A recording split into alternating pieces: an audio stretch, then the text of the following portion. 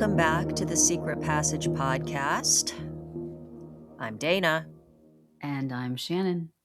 And we are back to discuss an old case, a very old case, but probably one of the worst cases that we've ever heard of, and also one that really stood out as one of the worst cases for FBI profiler John Douglas. And many other in law enforcement and also the behavioral sciences. Very grim. Before that, can I tell you a story? Sure. Have you heard of the poo-poo pee-pee man? No. So there's a guy was running around in Canada, I think it was Toronto, and he was running around with a bucket full of liquefied poop and dumping it on people. So he got arrested. Disgusting. I know, on a child too. He did it to a child? A child, a woman, a man, everybody. And so I had just heard about this, and apparently he got busted and then went to jail, and now he's back out again. And this time he is approaching women and sexually assaulting them. But there's no details. It's not like it's like dry humping or something. It's like humping, like running up and like frauderizing them or something. Right. But still, this is what we're living with in this world. Just thought I'd share. Boo boo BB man. That's so gross. Could you imagine if that happened to me? I would die. It made me think of just like, because this case is total deviance, like I was just thinking about just people who have, this person's obviously not well psychologically, but who, just prey upon people in the most disgusting and disturbing ways. Yeah. So now I'm curious, did he have like two sides? Was there like a side of him that would show up and go to work and pay his bills? No, I don't think so. Okay. So he was just completely like, this was like, he was all in. Was he homeless? I think so. He looked like it. He looks like somebody that you would see when we see, look at this. Yes, 30 years old. And but I think it's so funny that they nicknamed him the poo poo pee pee man. It's so childish. Yeah. But wow, yeah. So he was not a functional member of society. Okay. I don't think. No, he was not well, but also not contained. Yeah, those are the ones that really scare me, are the ones that kind of blend in seemingly fine, and then they have a dark side, which is a little bit like at least one of the killers was like that. Yes. But it speaks to the things sort of we've been talking about, and we'll talk about this more during the episode, but how people go into the system and then they get let back out, and then they just keep doing what they've been doing, and how the system kind of doesn't sometimes contain people that it should. Yeah. Yeah. Without further ado, Without further ado. Without further ado, we are talking about the Toolbox Killers. So I'm going to set the scene for you. Venice Beach, June 1979. Donna Summer's Hot Stuff plays on a portable cassette tape deck as people roller skate along the boardwalk. Tourists look on as men in tight shorts work their tanned bodies on Muscle Beach, all glistening with coconut-scented oil. Still other tourists line up to rent bikes and skates from a nearby shop, as others dodge joggers and skaters along the path, which seems to go on forever.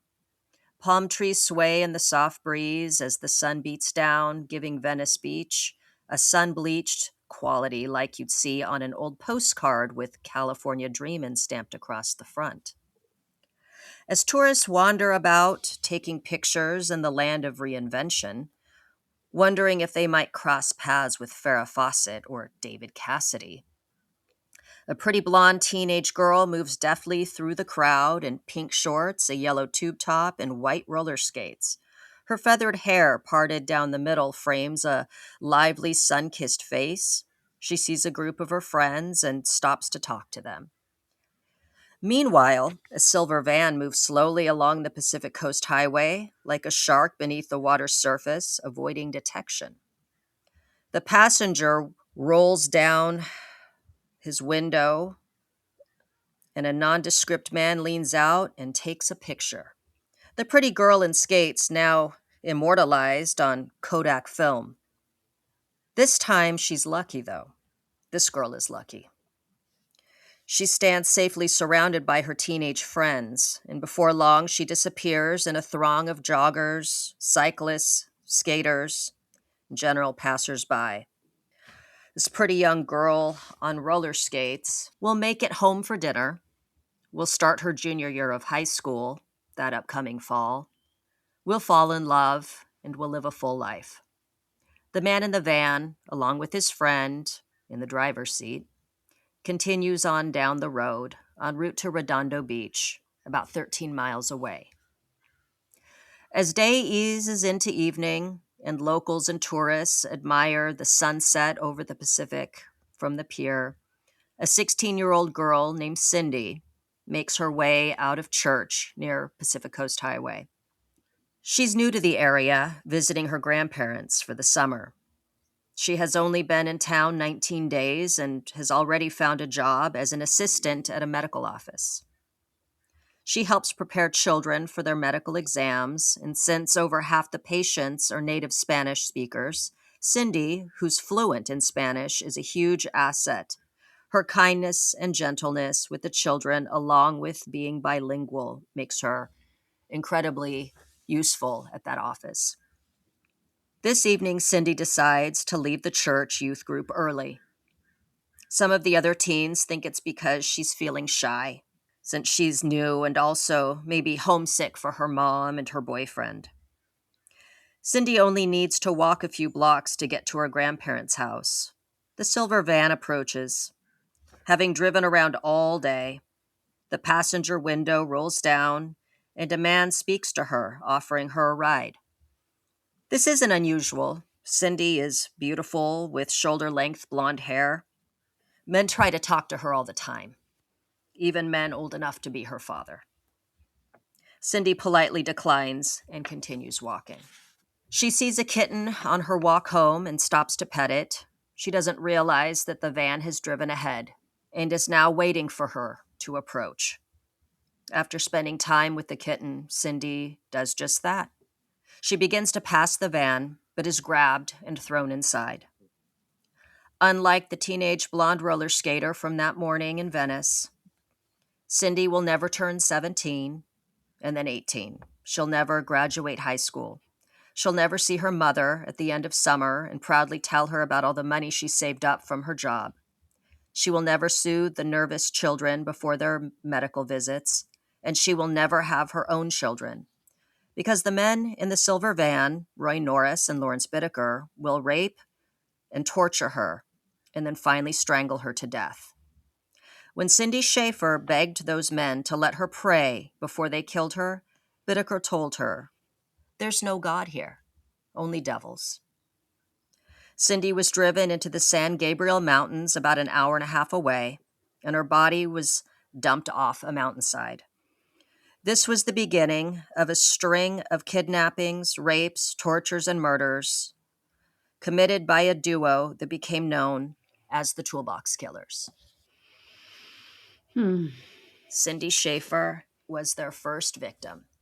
Oh, man. The first victim of an endeavor that was meticulously planned out over a very long period of time by Lawrence Bittaker and Roy Norris when they were inmates in San Luis Obispo. I think it was the men's colony. Yeah, the culty Yes, sounding it men's does. colony. It does sound like a weird men's cult. But yes, that is where we begin. I'm sorry, I'm a little bit speechless. This was a very disturbing, to say the least, case. I remember hearing about it when I was, in junior high school, reading about it. I was interested in reading about these true crime cases going back then, even. And I think I actually learned about them via, maybe it was the book written by John Douglas or a different, maybe a different investigator. Mm. But I remember that they had the silver van, that they named it Murder Mac. And then I remember being like a teenager, and if I'd see like a van, I'd be like, "Oh no, there's Murder Mac." Mm. And I knew about the things that they committed, and of course, that's something you don't forget. No. And then I thought about it because of their final victim and the fact that there was a recording. And I think that we were talking about that when we did the Athena Strand episode about, a courtroom having to listen to what was being done to her. And then, of course, that made me think back on the court having to listen to what Bittaker and Norris did to Lynette Ledford. Shirley Yeah. Lynette Ledford, but known as Lynette Ledford. Yeah. I heard about the case later, I think. I don't think I knew about it when I was a teenager, even though it was in California and I was living in Northern California. I remember I came across the transcript and I had a moment where I debated with myself, like, do I really want to read this? And I did. And I just, it haunts me to this day when I think about it. It's something I can't forget. And it's interesting looking at the case now because it's, Tim grew up in Venice Beach and, sort of lived on the boardwalk basically with his friends. And it just feels so close to home, like culturally close and also close to in age to Hmm. us. I think we're a little younger than they were, right? Oh, 100%. Yeah, we're like 10 years younger. They were already 13, 14, 15, 16. Like they were already teens. And we were just little. We were like in elementary.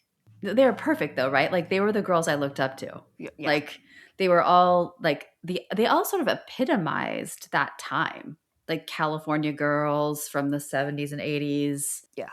like beautiful, just full of life, all of them. Yeah. Hmm. They were the California dream. Yeah. I grew up in Oregon. And so I would always look at Southern California as the place you aspire to be, that everything is good there. You've got the sunshine, the palm trees, and of course at that time, and I was a big Xanadu kid. So it was just like the roller Mm. skates and the feathered hair and the disco, and just everything just felt very buoyant. Like, Hmm. I'm like in like, it raining 300 days out of the year in Oregon. and like just looking at Los Angeles as like, that's where you go to become a star. That's where you go to live the good life, Hmm. and so it's that juxtaposition that's just so there's something about Southern California, like Los Angeles in particular, it's of two minds. Kind of, you have this glitz, this glamour, this luxury that feels like, that anything is possible. And Hmm. then on this other side is horror. Oh, CD but it's the Just type of horror. absolutely. Yeah. Yeah, it's funny. It's like desert horror or like hot sunny horror. I remember one time I was with Liza, my friend who's now an editor when she was doing her editing training in Portland. It's funny, we went to like get her set up for her Avid training. And it was a big deal because she had to move there for a while just to do the training. And so I drove up with her and we went to this Blockbuster video and we had both been in film school at Berkeley. And like the guy behind the counter, of course, was a total film nerd. And he was like, we were talking about film noir. I don't love noir. But he's like, he was talking about Fargo or something, Right. some movie with like a lot of snow. And he's all, I'm working on a theory about film blanc. but when I think of LA, it's that whole like Black Dahlia. It's like the dry, gritty, dirty, that kind of horror, beach horror.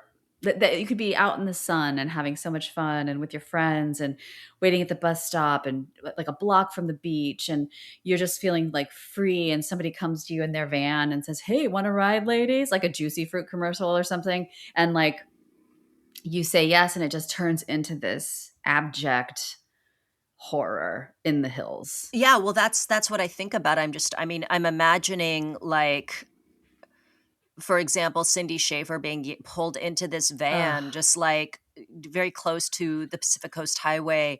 And meanwhile, on the pier, there's like the evening jazz music is playing because they have those Ugh. festivals during the summer. And it's just everybody is like having fun. You know what I Yeah. mean? And then there's this contrast. And then the contrast later when they're like, it's like the middle of the day, right there on PCH, just pulling Yes. girls in and just taken off. And like you've got that again, Ugh. they're being beaten and ravaged inside the van while right outside the van, feet away, people are just roller skating and, Ugh. drinking sodas and listening to their music and just thinking about what they're going to do that day. And that's where it's not like a when you think of horror, when you think Yeah. of everything sort of like being dark. Yeah, it's like palm trees and bright sun and 90 degrees and tumbleweeds. Yeah, Right. they sort of epitomizes that era of, like, the '70s to early '80s. Like, who the hell hitchhikes anymore? No one. It reminds me of my friend Cindy and I when I moved to UC Berkeley, we were driving on the 80, and we were getting back on to go back to Sacramento, and we were in my little Volkswagen Bug, with the convertible top down, Yes. and there was, like, hippie hitchhikers, and we were like, "Hey, yeah, maybe we should stop and pick them up," and so we pull over, and the hitchhikers are like, "Yeah," and they come, like, running up behind us, and I'm all, "No, no, we can't," and I drove off, and I totally, like, left them in the dust. I felt so bad, but, like, who would ever pick up one and who would ever be one? Not these days, no one. But it epitomizes it because, like, you think about it, like the van, the carpet. My friend's dad had a carpeted van, the sort of like ice chest, like, want a cool drink, ladies. It's just got that, it's just so a time capsule of this era that no one would ever, I mean, you could not do that today. No. The thing that's interesting about each one of these victims is they were loved, they had homes, they were not troubled teens. No. They all were happy, well-adjusted girls, you And know. not naive either, really. I mean, the reason Lynette got into the van was because she recognized Bittaker. Bittaker from coming into her job. She Yeah. thought she'd be safe. Yeah. Ugh. Yeah, because Cindy was the only one who was not a hitchhiker. She was the only one that was actually like, yeah, no, I don't want to ride, you know. So I guess we can, now that we've established our first victim, Cindy Schaefer, her name was Lucinda Schaefer, but she went by Cindy, who was taken in late June of 1979. And let's go ahead and kind of travel back and look at who these guys were.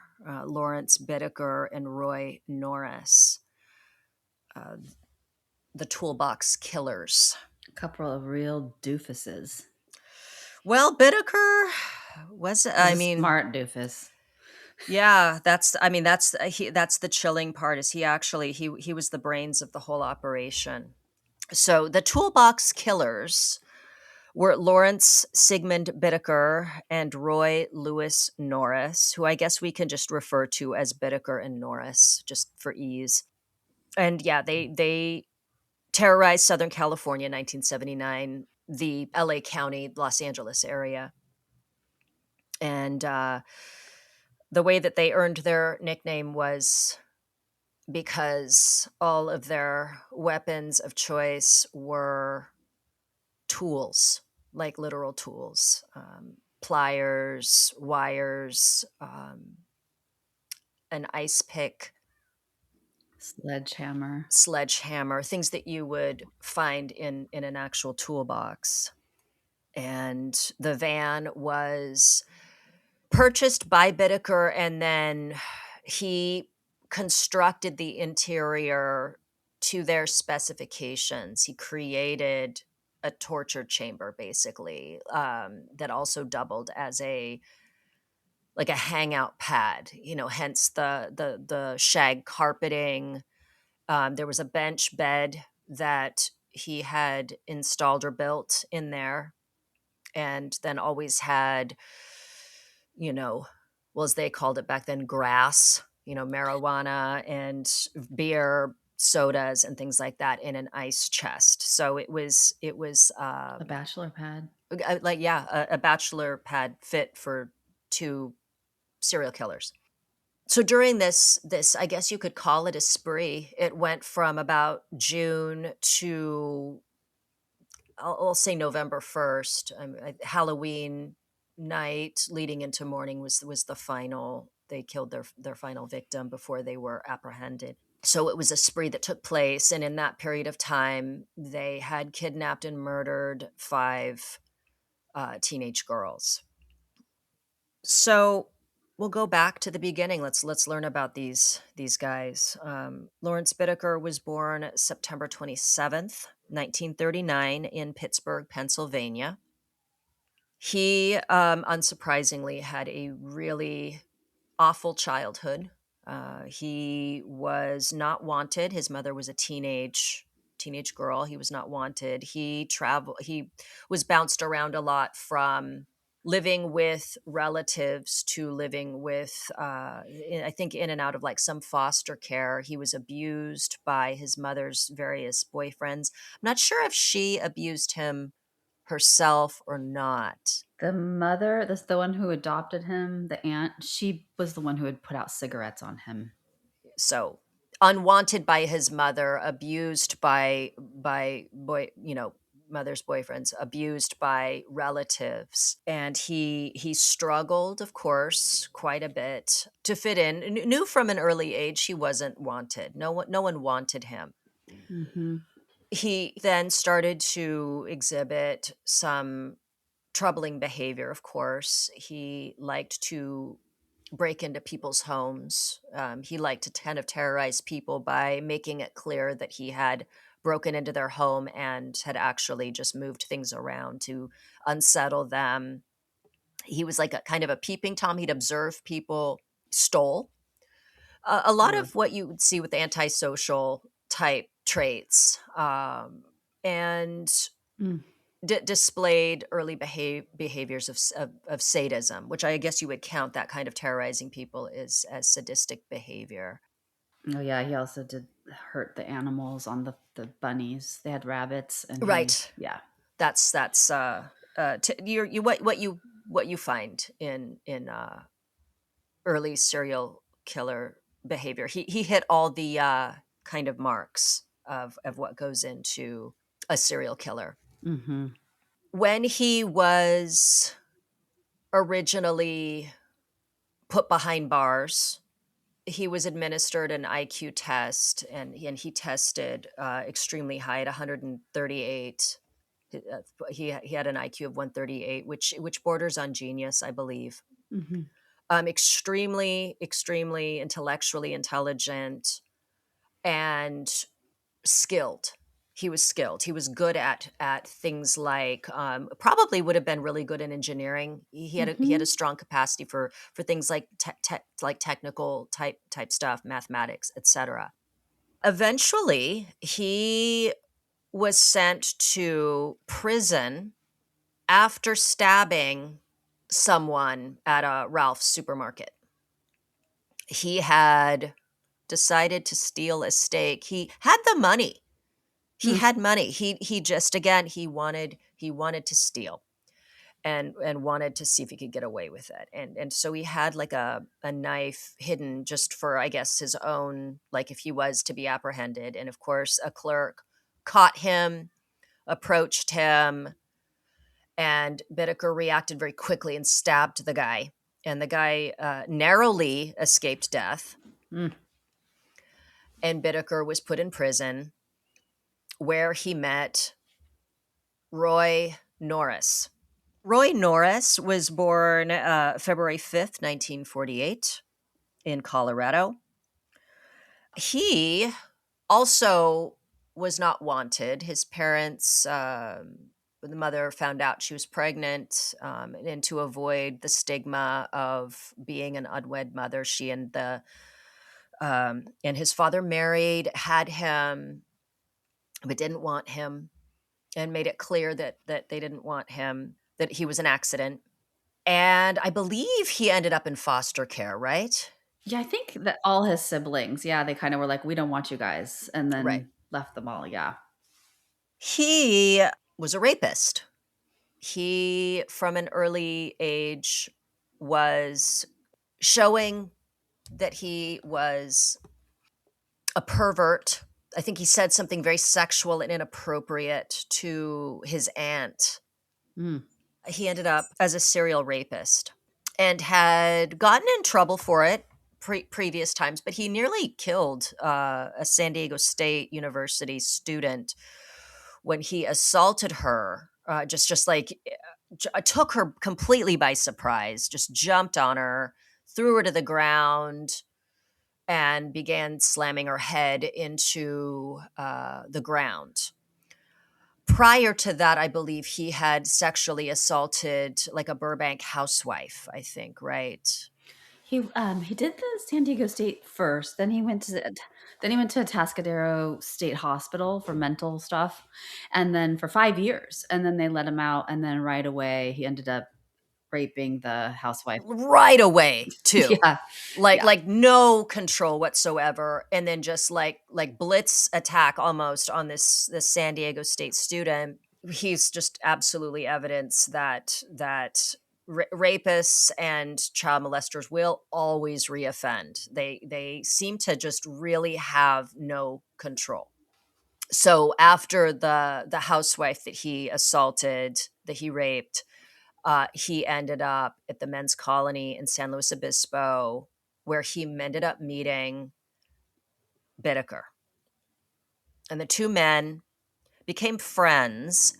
It's interesting. In our research, we learned about how like they really had nothing in common. These guys had nothing at all in common. I mean, Norris was not exceptionally intelligent at all. Very average, if not maybe a little below average. No self control really. Whereas Bittaker was a much more measured and kind of pragmatic individual, even about his criminal behavior Mhm. was a lot more kind of careful. But they ended up becoming friends in a jewelry making class. I'd love to see the jewelry they made. Well, apparently they made crosses because Yeah. Bittaker had a thing for crosses, dating back, I think, to was it his mother? Yeah, I think so. That she Yeah. wore a cross. So it wasn't about any kind of religious significance. It was just, I think, a reminder of his mother who abandoned him, and that comes into play later. Yeah. But the two bonded over like shared fantasies. Mhm. They began to kind of share a dream about picking up teenage girls and raping. I don't know, did killing come into play or always, or was it just raping? I think it was just raping, but I mean, the killing became again the pragmatic Bittaker was like, "Hey, we have clean to up. kill her." Yeah. Yeah. So it was about picking up, torturing, and raping a teenage girl for each teenage year. So 13, 14, 15, 16, 17, and 18. So originally their goal was six. Yeah. And that they would have this van Mhm. that they would trick out Mhm. and cruise along the Pacific Coast Highway and just find pretty teenage girls to do this with. And so this kept them going, and they would just talk on and on in detail about how they would do these things. And they started to put a plan into motion. And this is when Bittaker gets out, right? And then Norris is still in. Yeah, but Norse gets out not long after, but Bittaker keeps in touch. And Bittaker has a real job when he gets out, and he's living amongst other people and going to work, and meanwhile just continuing with this fantasy, building the van, all of that, getting ready for Norris to come out. That Yes. yeah, okay. Interesting thing about Bittaker is when he gets out of the men's colony and he sets up shop in southern in the Los Angeles area. Yeah. He gets a job as a machinist, making like $1,000 a week, which for 1979 is a Huge. shit fucking ton of money. He could have afforded to like rent like a nice apartment or house even at that also he has no dependents. Like he's just this money is all his. He's got a good fucking job. He chooses to live in a motel. The thing about the motel that he's living in is that it is one frequented by kind of party teens, like party young people, like young people that are aimless, that maybe don't have jobs, or they have like under the table, like just kind of pick up jobs, and that their priority is like smoking pot and drinking. And Bittaker chooses, instead of living in a nice house like a normal grown ass man, he decides to live there because he becomes the guy that they know that they can go to if they want grass, if they want liquor, if they want beer. He kind of positions himself as someone who can assert dominance and power, essentially. I think that's the same reason why he likes Norris. Like I think he's the like older sibling or something. But it's funny. I have this weird thing. Part of me has a charitable view of Bittaker in a weird way. Like I see his moves as you can see it from different perspectives, but part of me thought he chose that place too because he's just not comfortable anywhere else. It's like a class issue. It's like his socioeconomic status has always been kind of like fringy, it seems like. And so I can't imagine him like moving into like Beverly Hills or something. Oh no, but I Like, mean, not even an yeah. apartment. Yeah, I know. That's the I thing. know. Like, sure, fine. How about a studio apartment? You're living in a fucking motel. Would they rent to people though who are ex-cons? I mean, I'm sure there are programs. I'm sure they have programs. I just wonder like if there was a halfway house element, like he couldn't maybe get it, but I'm sure he could with his money. But I don't know the situation with people coming out and like whether they do a background check and if you're yeah. I don't think that it's like ex-cons are have to live in motels. I mean, I would think that there are. I mean, especially with a parole officer Yeah. advising him like these apartments are good places, whatever. He's literally living in a motel that is filled with teens or young people. When I say teen, I mean probably 18, 19, whatever. Yeah. But he's living there, and he ends up overhearing this girl Tracy, who's like 19, I think, and she's on the phone. She's one of the ones that kind of hangs out with the other teens and knows that Bittaker is the go-to if they want like drugs or alcohol or whatever. And he overhears her talking on the payphone, telling her parents that she's pregnant, that she's discovered that she's pregnant. And it's a bad phone call because they essentially disown her. But Bittaker overhears and he offers to help her. And thus begins this odd kind of paternal relationship where he is giving her like paying for doctor visits, driving her to and from doctor visits. And he tells her, whatever you need for your baby, I'll help you. And it's interesting because at one point I think they have like a spat or an argument, and he pulls a gun on her. They're in his van that he's been working on and outfitting, and he pulls a gun on her and he says, the only reason why I haven't killed you is because you're pregnant. Mm. She ends up fine. Like, she's interviewed in this documentary, and she's just freaked out. Like, her pregnancy is what kept her alive, because who knows, Mm-hmm. right? Mm-hmm.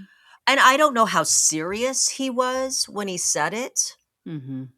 I mean, I think a lot of people would say, well, duh, he ends up going and killing all these people, but he does it in conjunction with Norris. Although out of the two, I think he truly was somebody that would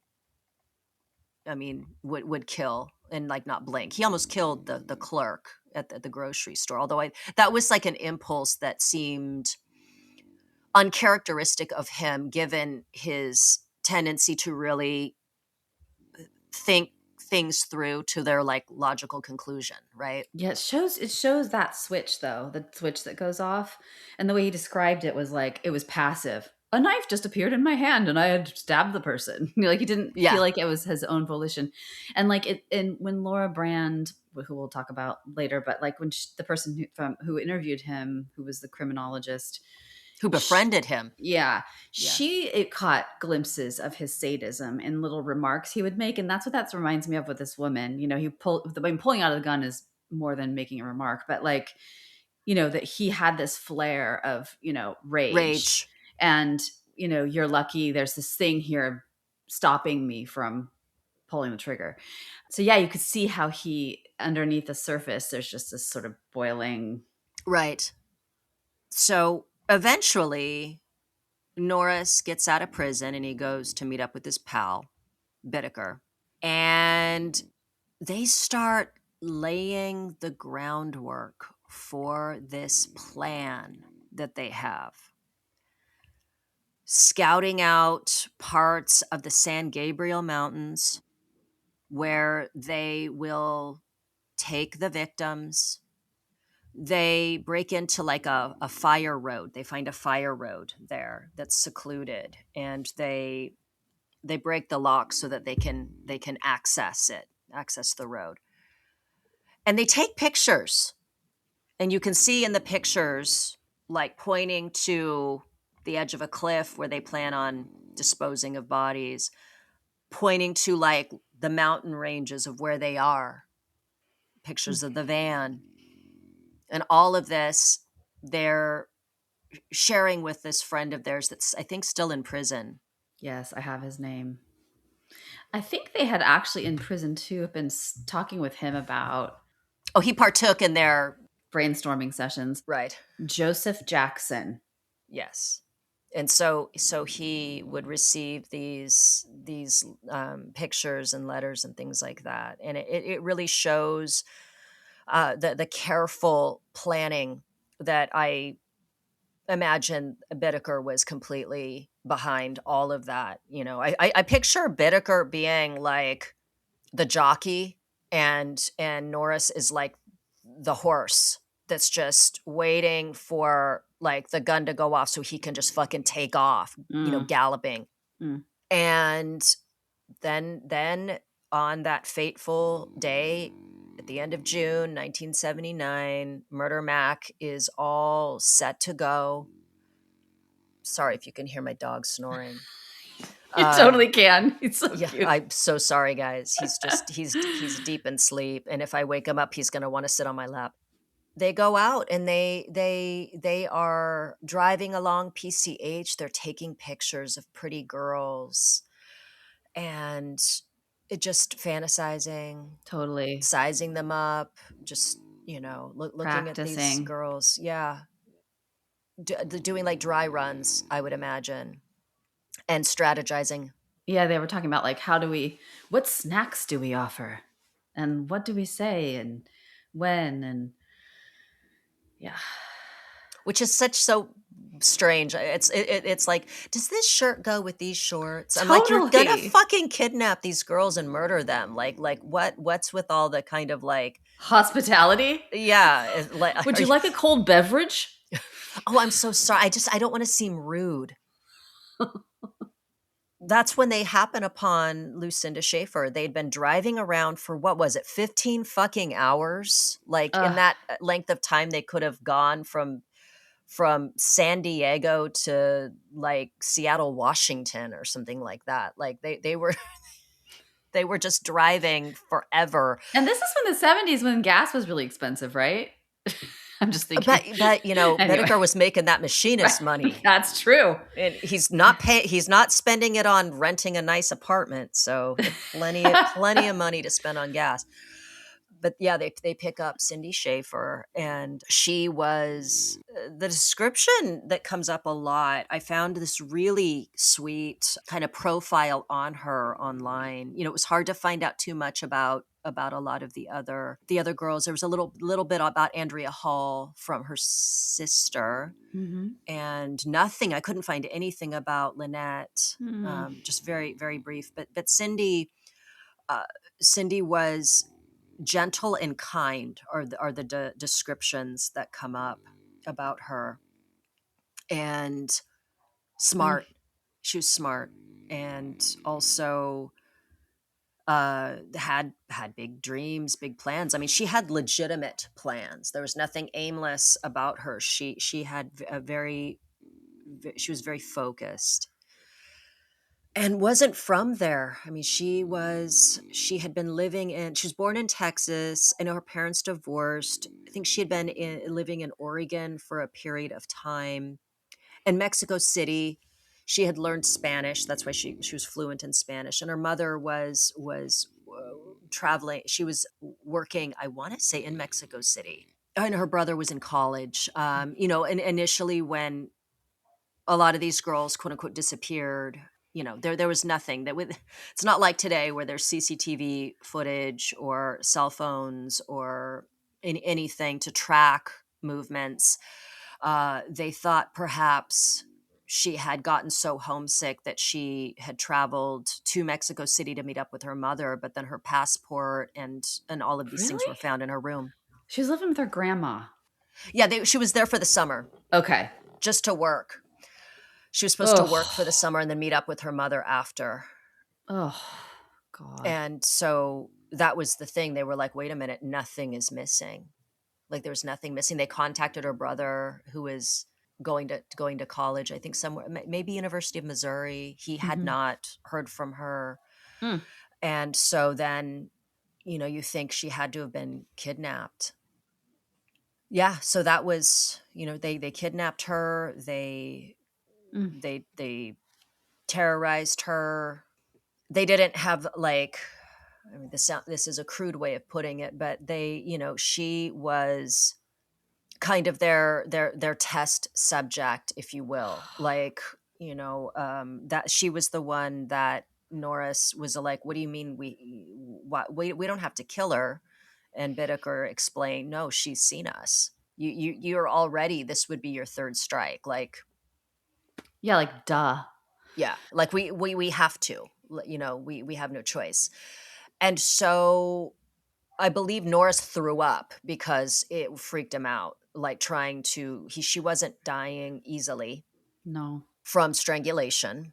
Mm-mm. And so I believe it was Bittaker that then fashioned, using undoing a wire hanger and then wrapping it around her neck, had uh, killed her that way. And then I believe they wrapped her up in an old shower curtain and then threw her off the side of the mountain. And Ugh. so she was their first victim. And then from there, let me see in order. I think Andrea Hall was next. Yep.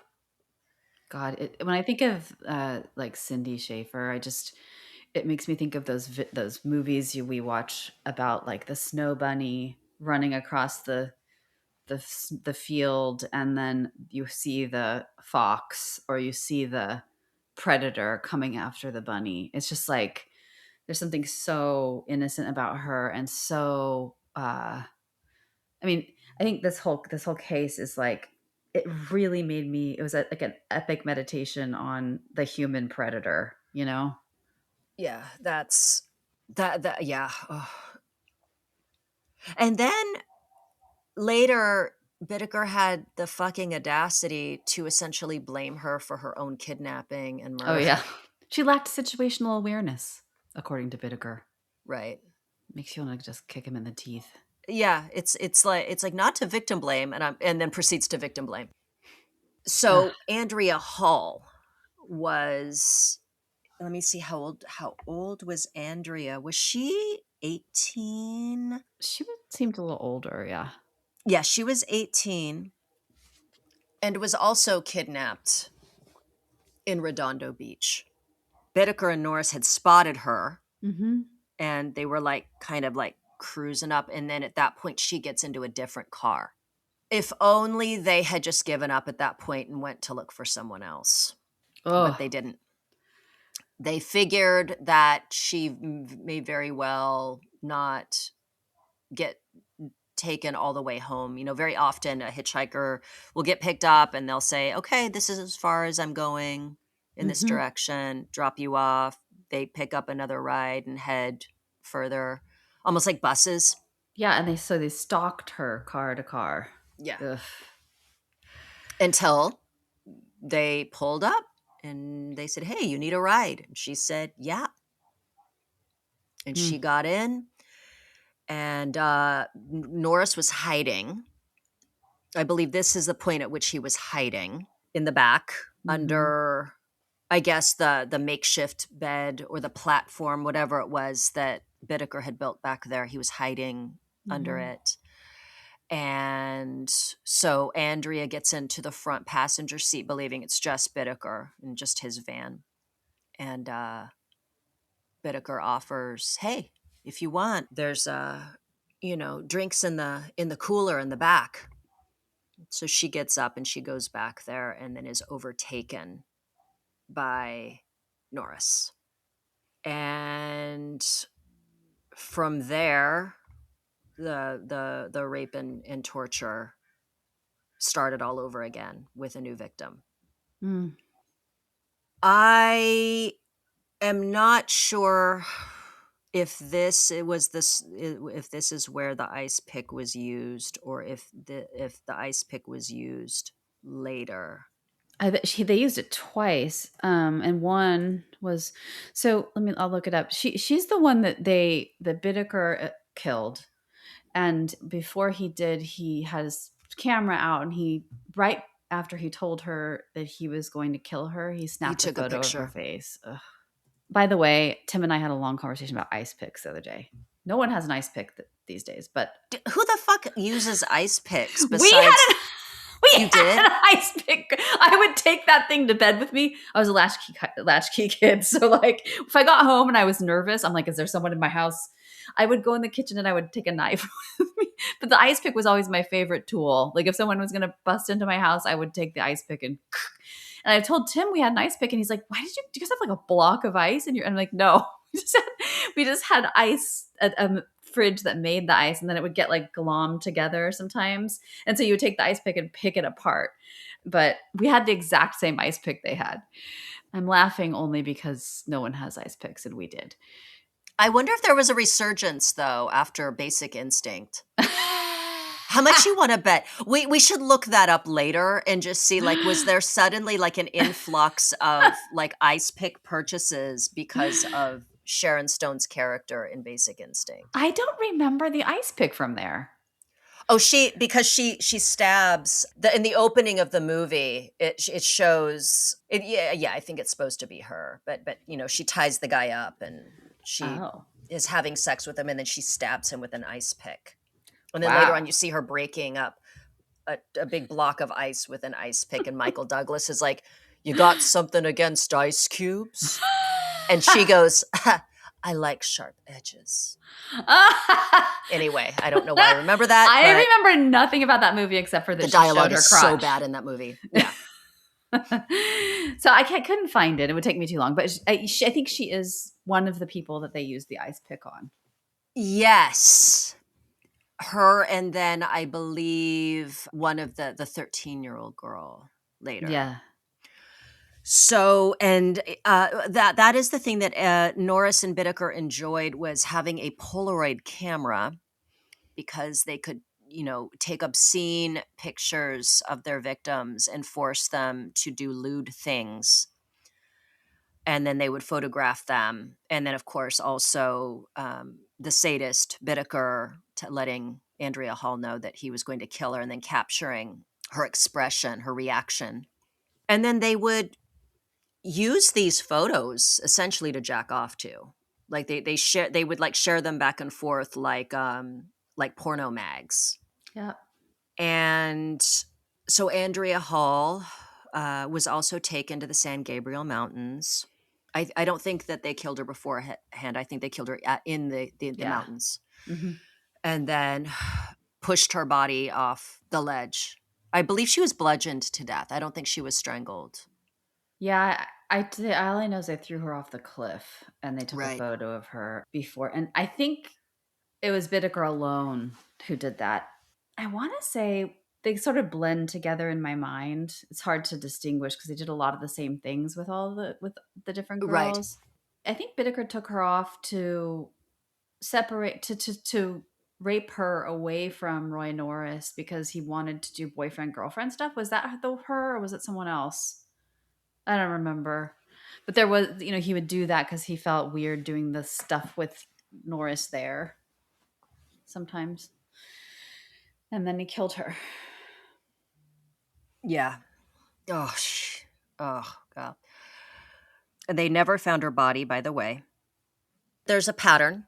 I mean, that Mhm. the pattern is that they kidnapped, they raped each one of the victims, they terrorized each one of the victims, they tortured each one of the victims, and then murdered them. And so after Andrea Hall, we come to two victims. Both of them were named Jackie, but one of them went by Leah. So Jacqueline Leah Lamp, known as, I think she went by Leah Lamp, who's 15, and her friend, 13-year-old Jackie Gilliam. So Leah and Jackie were kidnapped in Redondo Beach, also out hitchhiking. Because there were two, it presented a little bit of an issue because one of them was able to jump out of the van and start screaming. And then I believe Norris jumped out and like socked her and pulled her back into the van. And then Bittaker was like just saying, "Oh, bad drug trip."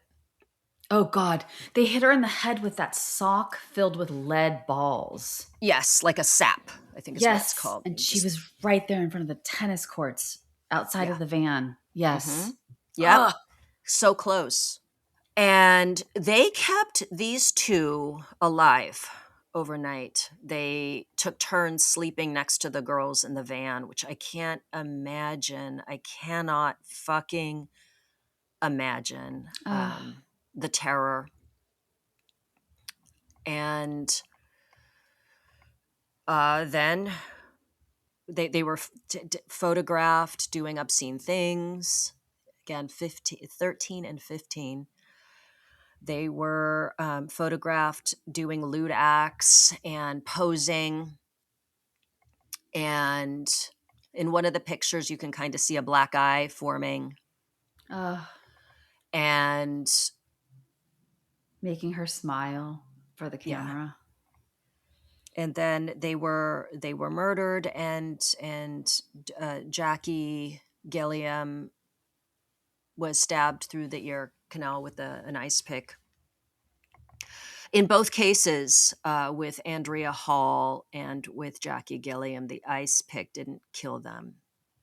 It was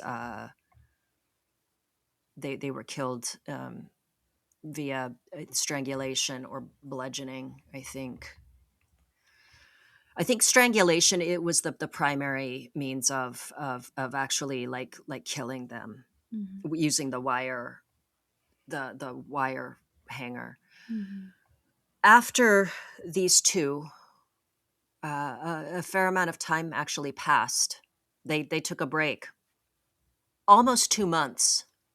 They took off for whatever reason. I'm not sure why they took that time off, Mhm. but they did.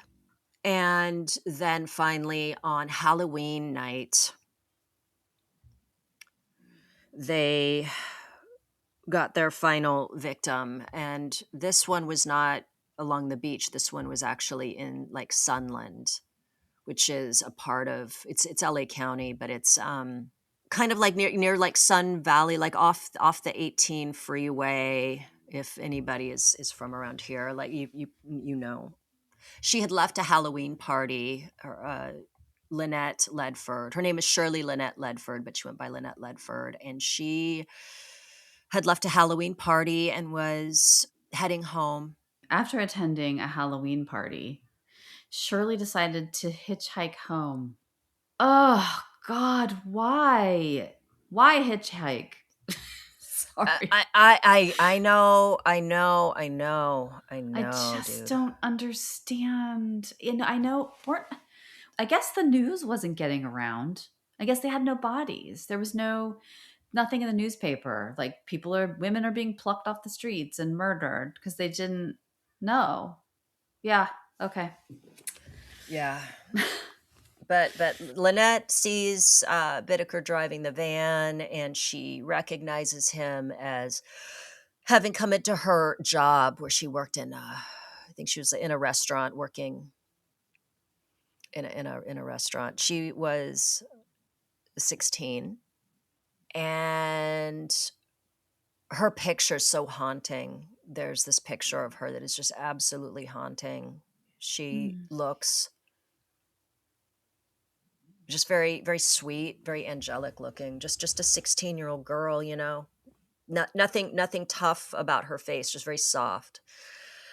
And what stands out about the case of Lynette, and which is also a classic, the classic undoing of so many of these kind of sadistic serial killers. What ultimately becomes their undoing is the arrogance and the recklessness that starts to happen once you've been getting away with something. Mhm. They decided to leave after torturing and murdering Lynette Ledford. They decided to leave her body out in the open, naked. At this point, it's like, are you guys trying to get caught? Because they were also telling their friend everything they were doing. And the reason why, according to, I don't know if it was Roy, I think it was Roy Norris who said this, that Bittaker wanted to see the reaction. He Oh, wanted to read about it in the news, and to see how people reacted to this poor brutalized girl whose yeah, she was, the wire was tied so tight around her neck that her neck was like the size of like a half dollar, what, yeah. right? Yeah, like yeah, this had a silver dollar, and Yeah. and Norris did it. That's really interesting about Bittaker. I didn't know that, and that tracks with his sadism and his like the way he likes to see people terrorized. It's like not only did he terrorize the victims, he wanted to take it to the next level and terrorize the public. Yeah. So what is remarkable about this case, this particular murder, aside from the fact that they did something different, which is that they left her out in the open. They had recorded it as well. They had recorded her torture with a cassette tape player, and so she was found. Someone had thought that she was like a leftover Halloween prop at first. Because imagine just how unsettling it is. You can't imagine what you're seeing. So you try and make sense of it in your own mind. Just like the Black Dahlia when they thought that she was a department store mannequin. Yeah. Oh, and Bittaker enjoyed playing the tape as he drove around in the van, the sounds of Lynette being tortured and brutalized. So the what happened is Roy ends up telling his buddy that's not in prison, his buddy that's actually was out on parole, for also a convicted rapist, but this convicted rapist had daughters about the ages of these victims, and Roy Norris discloses to his friend about what they had been doing, how they'd been raping, torturing, and murdering these girls, And he thought it was bullshit until then, until he until he saw the news and he saw what had happened to Lynette, and Roy kind of saying, "Yeah, that was us." And this guy had also been unsettled by the way that Roy Norris behaved around his daughters, and so he took it upon himself to call the cops and to tell them what was going on. And so the way that the police got Roy Norris, he made it real fucking easy for them because he was selling grass. And he had the grass The devil's lettuce. Yeah. Fully visible, open on like the passenger seat of his car. And so the cops busted him for that. And once they had him, he sang like a fucking canary. Put everything on Bittaker pretty much, and then negotiated a plea deal that he would testify against Bittaker if he himself could be spared the death penalty. And that is where we're going to leave off today, because we have covered a little bit of the background and the murders themselves. So we're leaving off here today with Norris and Bittaker were apprehended. They're in jail. Norris has negotiated a deal with law enforcement, and the poor fucking DA presiding over this case. He's such a sweetheart. His little mouth. I know. He's adorable. He had to get through the fucking Manson murders 10 years prior. He's all lucky me. Yeah, and then here he is with this one. Stephen K. He's the sweetest guy. Yeah. I can't believe Roy gave up his BFF. I mean, is he capable of having a BFF? Really? Like, I know. But next episode, we're really going to get into how they formed this friendship, this unlikely friendship. Their bromance.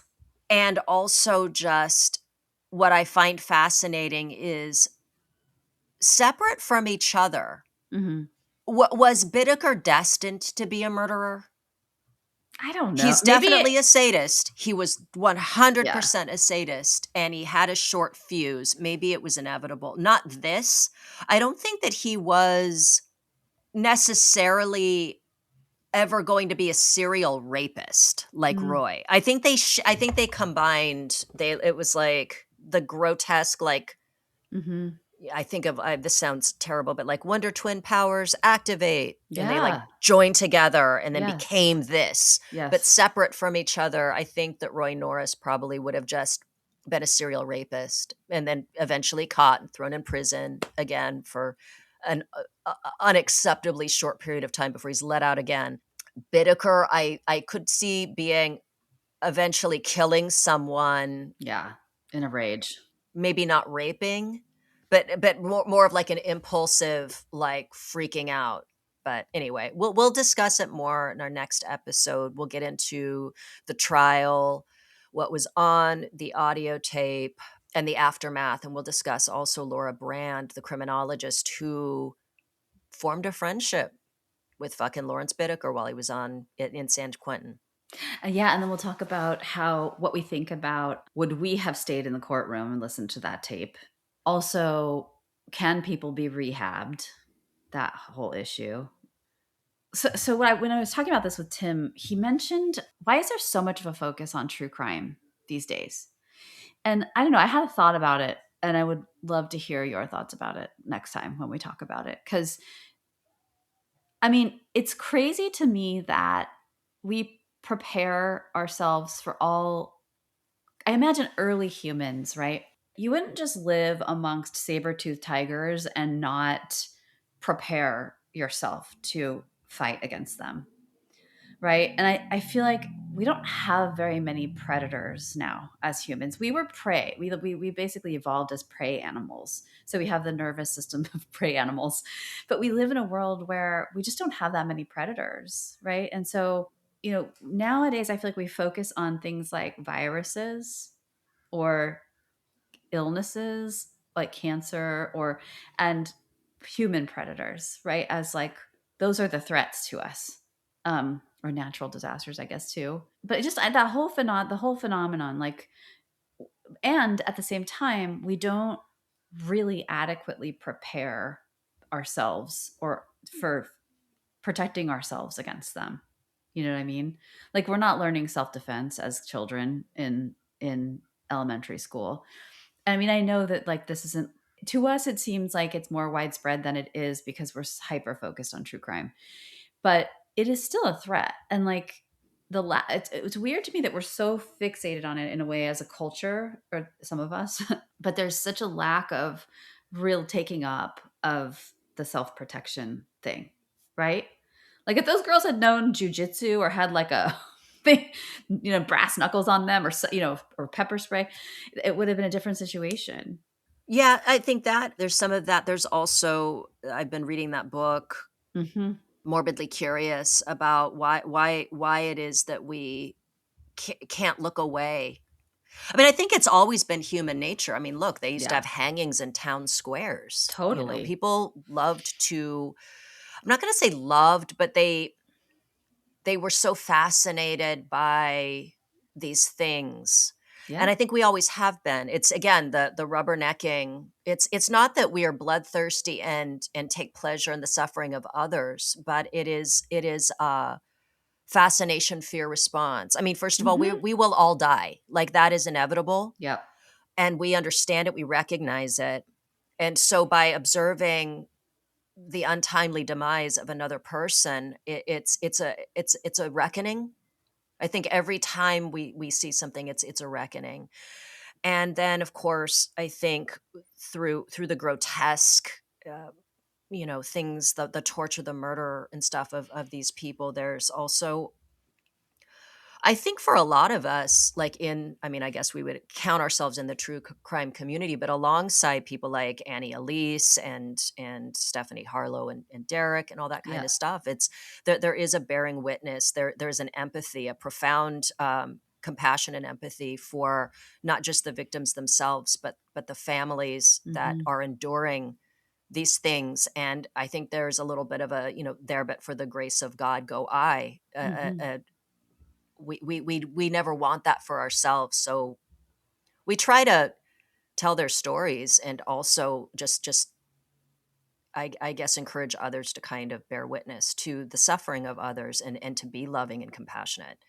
So that sounds weird, you talk about loving and compassion in something like that, except that that's all I feel when I cover these cases, and I look at these girls, and I think, like, I was them, we were all them. Oh my God. I'm so surprised something like this did not happen to me.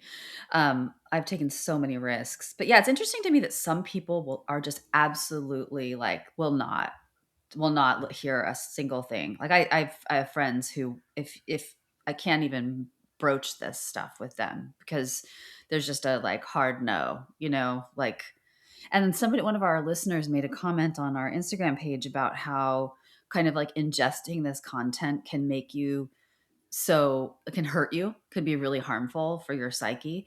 And I don't feel that way. I mean, it is there's a the cumulative nature of stuff like this does drive people to. I mean, one of the investigators in this case killed himself and talked about this case in his suicide note. So it's dangerous, I think, in a way sometimes, because it's like, can you live with, you can't undo, you can't forget what you've seen and heard. And so I personally can handle it. And I know people use stuff like this as a compassion practice. I'll subject myself to this as a way to arouse like a tender heart, or, kind of cultivate a tender heart. But it's so interesting to me that some of us do not have that morbid curiosity or have it on a lower level, like, or tolerance. Dude, funny story along those lines.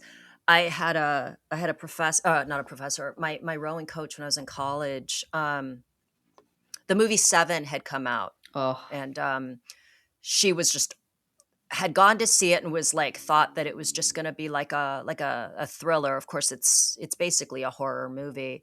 It was very just grossed out, disturbed, bothered by it. And I said, "Oh, I've got to see that." And I was like, "I've seen probably hundreds of horror movies. Like, I actually love horror and true crime and all of these mhm. things." And she was like, "Watching too many of those things is like really bad for, like, for your, like," she didn't say for your mental health, but she was like, "will damage you, will Yeah. ruin you." And I was like offended, right? Yeah. And then not long after that, I'm like wandering down Telegraph Avenue, and I walk into a bookstore, and I come across Men, Women, and Chainsaws Oh, I love by that book. your former professor. Yes. Carol And- Clover. And I read that book and I felt validated because here is a professor saying, let's talk about the value of the horror genre. Let's talk about what it teaches us about our culture. Let's talk about why these exist. Let's talk about how, so much of horror kind of mirrors what's, in an extreme way, kind of what kind of anxieties we're having as human beings. Mm-hmm. And I fucking went back to my coach and I was like, you know who disagrees with you? This professor at UC Berkeley, who's also an author. And that was my moment. So all that to say, I understand that that consuming this kind of content, absolutely, I'm sure for some people it would, but it depends on how you take it in. It depends on how you synthesize this information. And it just depends on who you are. It's not, you can't blanketly say that. There are plenty of people who immerse themselves in this work, and are there, they carry something for sure. Yeah. For every investigator that is so traumatized to the point that they unfortunately take their own life. And I think that at that point, I don't think the case caused this investigator. I'm sure that it Other played stuff. an influence, maybe. But for every guy like that, there's a DA, Stephen Kay. There's a Derek Levasseur, who's a detective, a former detective, and a Crime Weekly podcaster. He's so cute. Yeah, but like there's these people. So I take that. I respect that. I understand that is probably true for some people. I'm going to be 54 years old this year. I've been interested in true crime and horror from a disturbingly early age, when my babysitter would put on horror movies for me when I was 4. So I think I'm all right. Yeah, Tim and I are talking about that too. Like today, because okay, we'll talk about this next time in more detail. But basically, if you're a cop, and it changes your frame of like how you see the world for sure. Encountering the worst of the worst all the time. The hard things all the time. And lots of cops have PTSD. Lots of cops have a lot of depression, alcoholism, all that stuff, because it is hard. It's like your world is full of difficult things and people, and watching people suffer. So Tim was saying, okay, so what's the difference then? Because I was like, I don't know if I could listen to that tape, and because it would be like real. And he's like, well, what's the difference between you watching it on a movie and hearing the real thing? And I'm like, there's a difference. Like, I haven't gone to war. I wasn't in the room. Yeah. It's like I can sit and watch Saving Private Ryan. Yeah. However, if I was on if my buddy was in a ditch and bleeding out, very different. There is a distance, and that's the other thing too with this content is, we are at a distance. We're not on the front lines the way that many of these people are. So yeah, we will pick this up in their next episode. And thank you for listening, guys. Please give us a 5-star rating. If you'd be so kind. Follow us on Instagram at Secret Passage Podcast. You can also join our Patreon if you would be so inclined. And we appreciate you, and we will see you next time. Bye. Bye.